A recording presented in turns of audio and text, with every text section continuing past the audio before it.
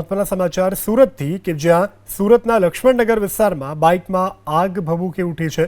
દીનદયાળ ચોકમાં bike slip થયા બાદ આગ લાગી છે। બાઇક ચાલક સમય સૂચકતા વાપરી અને પોતાનો જીવ બચાવ્યો છે। પોતે દૂર ખસી જતા તેનો બચાવ થયો છે। આગ કઈ કારણોસર લાગી છે બાઇકમાં તેને લઈ કોઈ કારણ હજુ સામે નથી આવ્યું, પરંતુ આગમાં બાઇક સંપૂર્ણપણે બળીને ખાખ થયું છે। દ્રશ્યોમાં જોઈ શકાય છે સુરતની આ ઘટના છે। સુરતના લક્ષ્મણનગર વિસ્તારમાં બાઇકમાં આગ ભભૂકી ઉઠી છે। ચાલકે સમય સૂચકતા વાપરી દૂર ખસી જતા આ બાદ બચાવ થયો છે।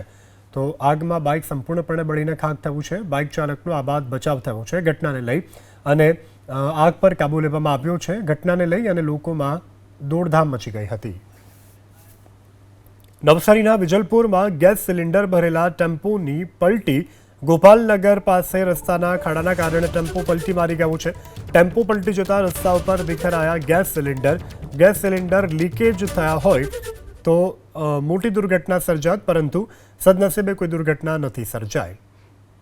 તો નવસારીના દ્રશ્યો છે કે જ્યાં રસ્તા ખરાબ હોવાને કારણે ગેસ ભરેલો ટેમ્પો પલટી મારી ગયો છે। કોઈ જાનહાનિના સમાચાર નથી।